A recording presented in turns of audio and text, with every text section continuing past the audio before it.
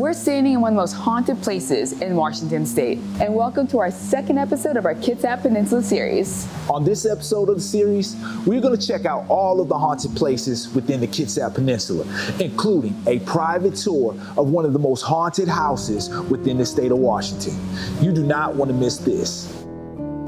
The state of Washington has always carried an eerie association with the macabre. It's been the backdrop for everything from disturbing true crimes to some of the most groundbreaking paranormal events in the country. What many people don't realize is that the Kitsap Peninsula is nationally recognized as being a hotbed for supernatural activity. Every year, psychics and paranormal investigators from all across the country travel to towns like Port Gamble to conduct their research. Despite all of the investigations, there's still no clear consensus as to why this particular region seems to host so many supernatural occurrences. The only thing most agree on is that the answer must be rooted in Kitsap's history. That theory makes sense. The history tied to the Kitsap Peninsula is hard to ignore, especially since some of the towns within, like Port Gamble, are actually older than the state of Washington itself. Even before European settlement, indigenous peoples such as the Suquamish held a powerful spiritual connection to this land. Their connection may not have been haunted in the European sense, but it was deeply spiritual. The history here truly runs deep, and it's a good thing that the Kitsap Peninsula has so many museums, because artifacts from a history that dates so far back can really start to pile up. But what if it's the lingering energy attached to those artifacts that fuels the peninsula's paranormal reputation? There's strong evidence for that idea. In fact, 2 museums within the Kitsap Peninsula are widely reported to be haunted. One of them is the Kitsap History Museum, which has been the focus of a few paranormal investigations. Our old boiler room. This room I will not go into by myself. This is where they heard like a not so nice voice telling them to get out. And they played it for me, and not a happy person.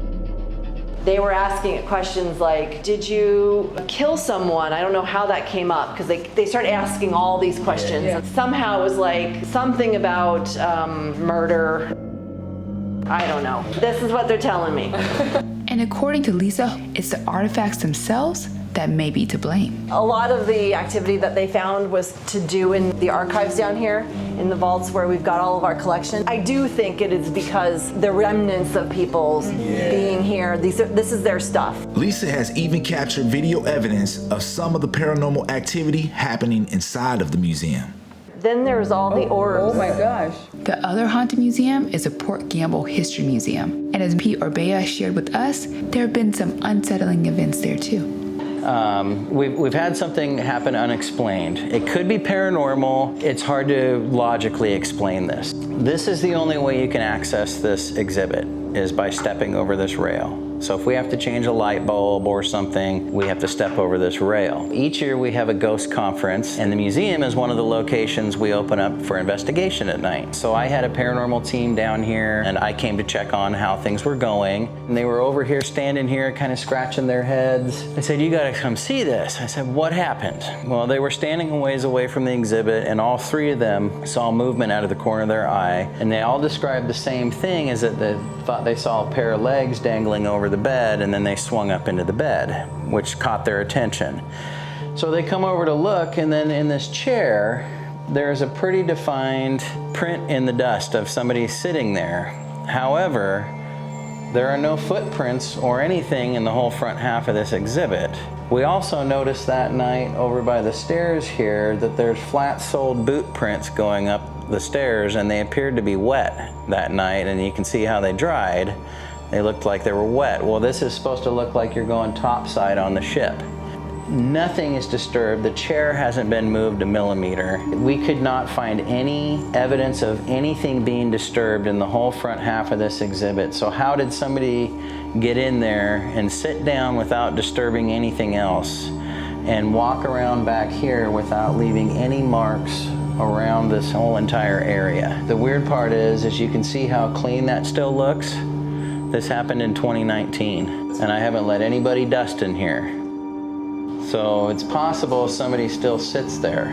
I don't know what to say. It's unexplained. The Kitsap Peninsula is full of places alive with paranormal activity. And in this episode of our Exploring the Kitsap Peninsula series, we're diving deep into that supernatural connection by visiting some of the most notorious landmarks a part of Washington's haunted history. We'll head to the tucked away shores of Olalla Bay to meet with the New York Times bestselling author who uncovered a chilling true crime still believed to spark supernatural encounters today. We'll also travel to Bremerton to tour a retired Navy destroyer, where some claim they've come face to face with the spirits of sailors tragically lost in battle. And for the main event, we'll return to Port Gamble, this time stepping inside one of the most haunted houses in all of Washington state. We didn't just tour the home, we teamed up with a paranormal investigator and actively searched for evidence. But did we capture anything? You have to stick around to find out, right here on TWB's Exploration of the Kitsap Peninsula series, Episode 2, Haunted Kitsap.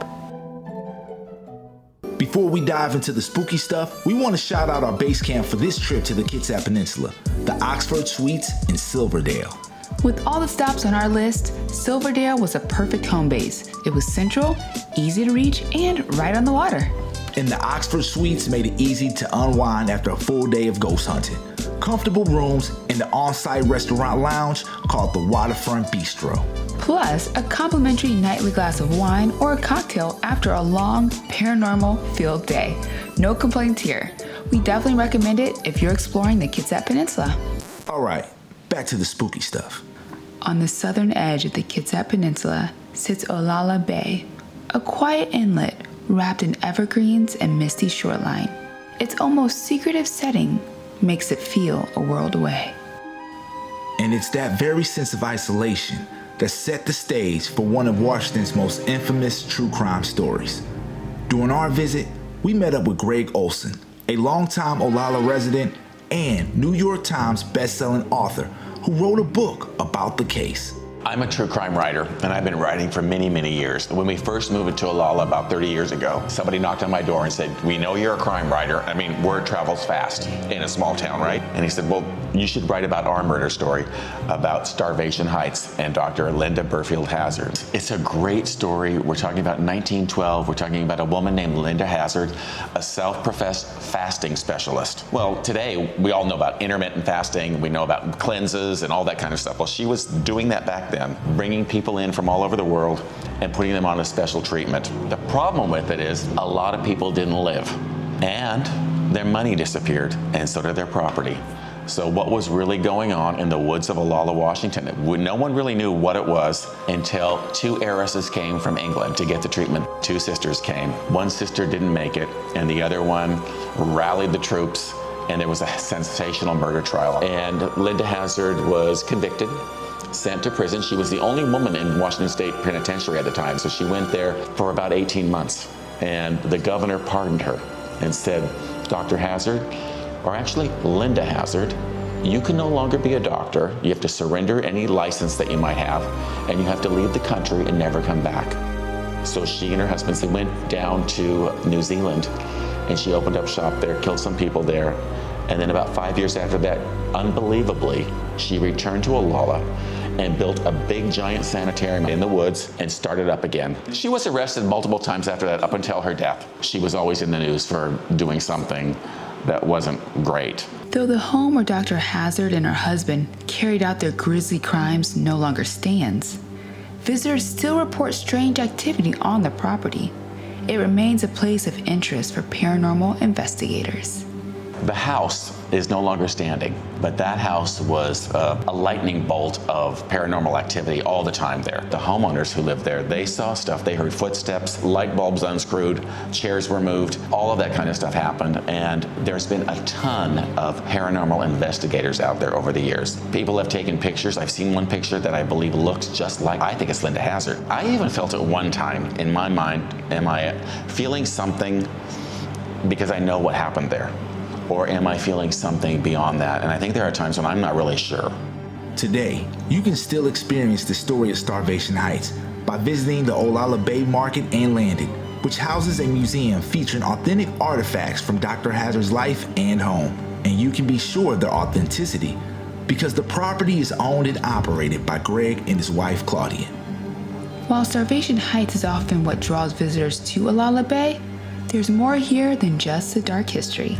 We definitely plan to come back and explore the beauty, not just the scary. But this visit was all about the scary, and our next haunted stop in the Kitsap Peninsula isn't tucked away like Olalla Bay. Rather, its tragic story began thousands of miles from here.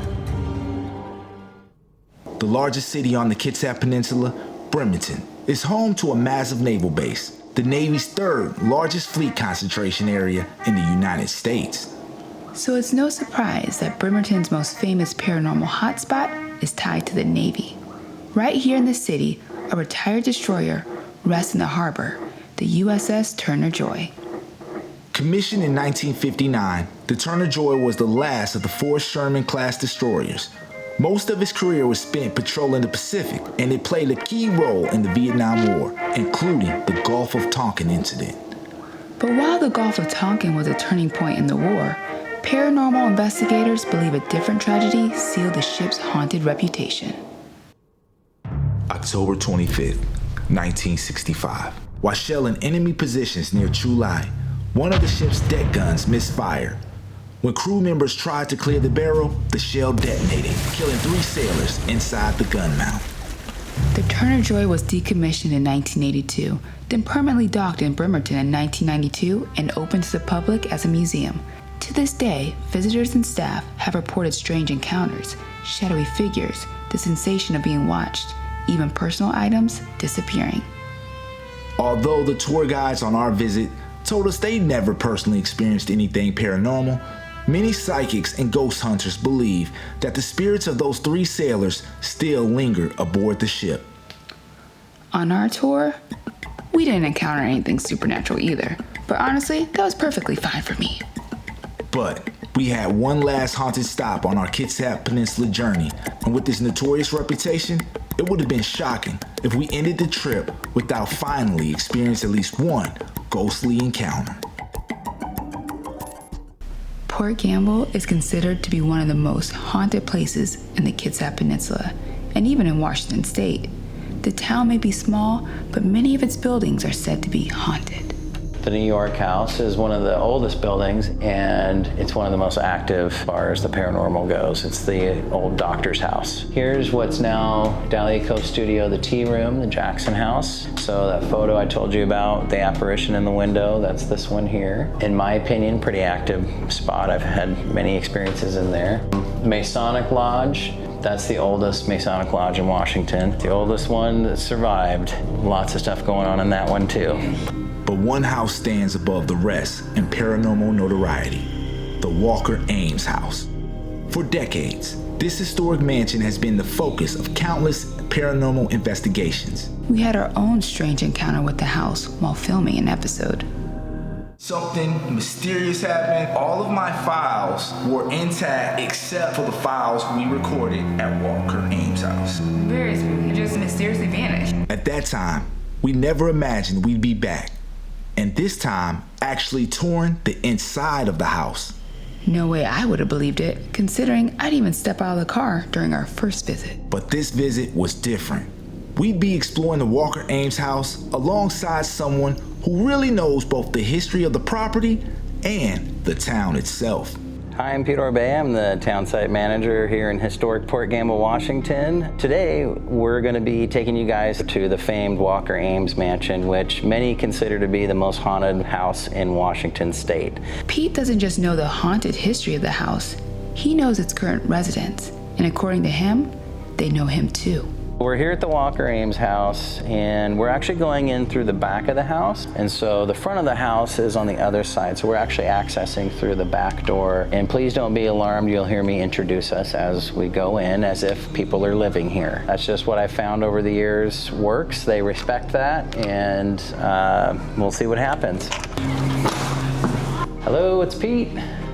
Once inside, Pete handed us the tools we'd be using to track any ghostly encounters. These are 2 of the digital electromagnetic field meters. An EMF reader is basically an energy detector. It measures shifts in the electromagnetic field. If you suddenly see a spike with no clear reason, that's when investigators start to wonder if a ghost might be close. Pete told us a spike around 3 should raise our eyebrows. With that in mind, we followed him to the rooms where he and other investigators have previously experienced the most paranormal activity. We're here in the Walker-Ames House, built in 1888, finished in 1889. It was built for William Walker, his wife Emma, and their daughter Maud. And William was the master mechanic for the mill. And Maud, in 1889, she married Edwin Ames, who was the mill manager at that time. So they all lived in here together for about 11 years until 1900. Over the years, mill managers and various higher-ups at the mill lived here up until 1995 when the mill closed. Nobody's lived in here ever since. 2002 to 2003, a new furnace was being put in here, and some of the contractors were calling the town manager saying, "What's up with this house? We're hearing footsteps, we're hearing voices. One of my guys feel like he got punched. You know, what the heck's going on here?" The town manager had, by chance, had a paranormal team stop in here fairly recently to this to say, if you ever want someone to come investigate, please give us a call. So she called this team and said, come investigate. They came and investigated and had a lot of experiences and were like, wow, do you know what you have going on here? And it's a very active haunting. And so investigations have been going ever since. So we'll go up to the attic and then work our way down. Well, if anybody's with us, let us know. Some people like to really focus up here because they get a lot of evidence. One of my scariest experiences up here that just totally freaked me out. Remember when Facebook Live came out? And as a new thing, well, I was promoting our ghost conference. So I came down here late at night by myself to walk through the house and kind of have people watch with me as I'm going through. Hey, do you see anything? Do you hear anything? And I was right about here, and I got that feeling that we've all gotten at one point where you feel like you're being watched or you're not alone. So I got that feeling, and I looked over here, and at the top of the stairs, about this high off the stairs, were 2 red eyes looking at me. That's all I could see. It was pitch black over there. There were no cars going by outside.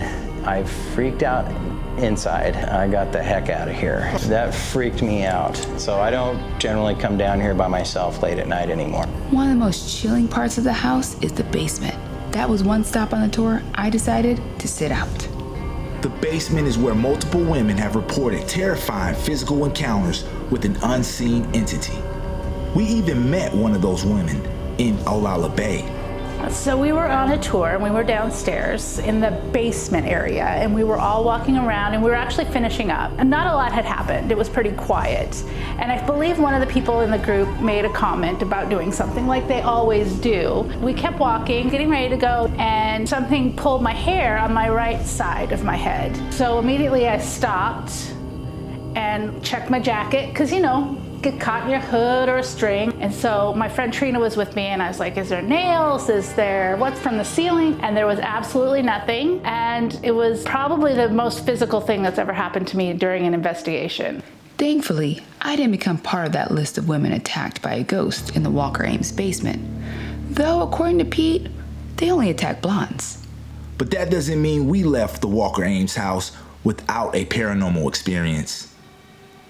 On the 2nd floor, in the middle room, I suddenly felt a cold chill sweep over me.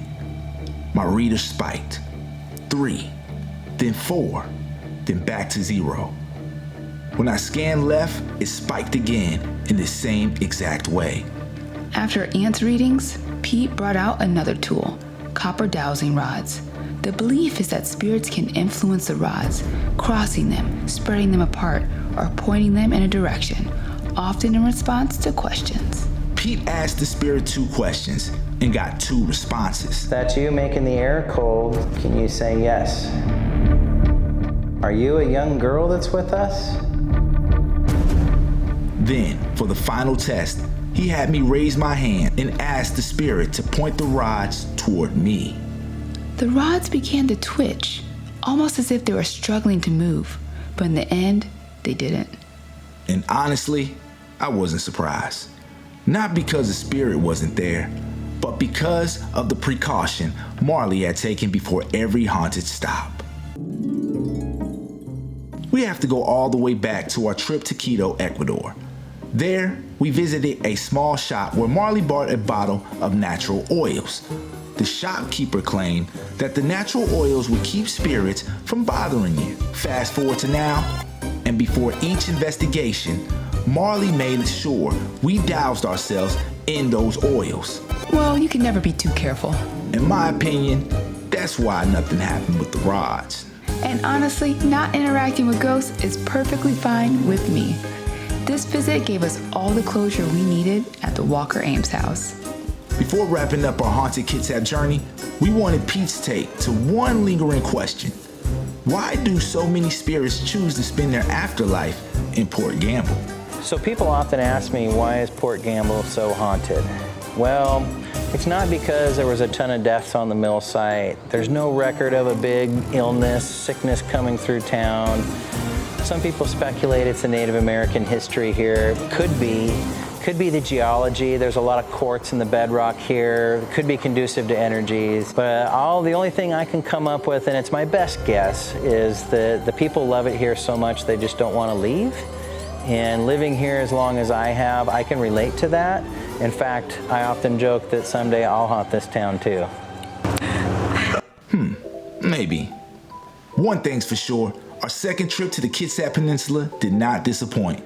Just like our last visit to the peninsula, but unlike our first trip, this time we can give you a more complete look on ways to get to the peninsula, in case you want to check these haunted spots out for yourself. And this time, we'll even give it a drive grade. Drive grade. On our last visit to the Kitsap Peninsula, we took the Seattle Bainbridge Ferry. But for this trip, we wanted to show you a different option for getting over to the peninsula. This time we hopped on the Edmonds-Kingston Ferry. Overall, the experience is pretty much the same as the Bainbridge Ferry. Easy to book, easy to drive on. The only real difference is the location. And we didn't forget about our folks down south. On the way back, we crossed the Tacoma Narrows Bridge, a solid option if you're coming from the Tacoma area or anywhere in the South End. Now that we've officially covered the main ways to reach the peninsula, it's time to give this trip a drive grade. Let's start with views. The Kitsap Peninsula offers some of the best views in all of Washington, whether you're leaving from Seattle or Edmonds. Most days, you're treated to incredible scenery, so that's an easy 2 points for views. Next up, roadside amenities. Between the restrooms and the galley, the ferry itself is basically a floating amenity, so another 2 points here. Same goes for roadside attractions. Every route has something worth pulling over for, so 2 points again. But then there's route difficulty. Look, we love the ferry options, but let's be real. For people who have to commute daily, they can be a hassle. Out of respect for them folks, we're deducting 1 point. That's why we're giving route difficulty a 1 out of 2. But the grade definitely bounces back when it comes to parking. Even the pickiest drivers would agree that parking throughout Kitsap is surprisingly easy. I see no lies here. So, 2 out of 2 for parking. So that gives the Kitsap Peninsula a drive grade score of 9 out of 10. Not bad at all. On our first episode in the series, we also rated Kitsap on our level of fun scale. But the question is, did this trip change that rating? Level of fun. We can't even pretend. There was no way that this trip was going to change the perfect 10 out of 10 we gave the Kitsap Peninsula last time. That's right. Across the board, this visit lived up to the high bar set with our first episode. Let's start with quality of activities. This time, we explored 3 more incredible museums: the Kitsap History Museum, the Port Gamble History Museum, and the USS Turner Joy. Each one is absolutely worth a stop when you visit the Kitsap Peninsula. And as you saw in this episode, all those spots offer ghost tours to the public. You could even take a paranormal tour of Port Gamble with the town site manager. That's right. Pete Orbea doesn't just give tours. He also hosts ghost walks throughout the year. It even has his own paranormal podcast. You can find more on his website at portgambleparanormal.com. Next up, quality restaurants. Once again, Kitsap delivered. We found some fantastic new spots we missed out on our first trip. Yeah, this trip showed us just how wide the food options are here in the Kitsap Peninsula. You can go from sit-down dining to even fast food style seafood. One spot that stood out was right as we got off the Kingston Ferry, the Saucy Sailor. Hey, what's up, beautiful people? We just got off the Kingston Ferry and stopped off to grab a quick bite to eat right here at the Saucy Sailor. It was started by a husband and wife duo who are making some authentic British food right here in Kingston, Washington. Definitely check it out. Visitor demographic applicability also held strong at 2 points. On top of that, we learned about even more unique events happening around the peninsula, like the annual Port Gamble Ghost Conference. That one, we just might have to come back for. Yeah, we'll see about that. And of course, affordability stayed consistent too. Compared to much of Western Washington, the Kitsap Peninsula remains a really accessible and affordable option. Yes, our second visit to Kitsap Peninsula definitely reinforced the 10 out of 10 for the level of fun tally from our first visit. So after 2 episodes, it's safe to say the Kitsap Peninsula is, without a doubt, a great time. Even when that visit is all about chasing the paranormal around the peninsula. And believe it or not, we've got one more episode left within this series. And trust us, you're not going to want to miss it. In the finale, we'll be uncovering the Black history connected to the Kitsap Peninsula. Not many people know that a Motown legend actually grew up right here. We'll share who that is in the final episode, along with our comfortability for Black people rating for the Kitsap Peninsula. So remember to like, subscribe, and most importantly, hit the bell so to make sure you don't miss any of this series or any of our other adventures. This has been our Basecamp in Kitsap, TWB's exploration of Kitsap Peninsula series. Until next time, beautiful people, stay up, stay true, and do you.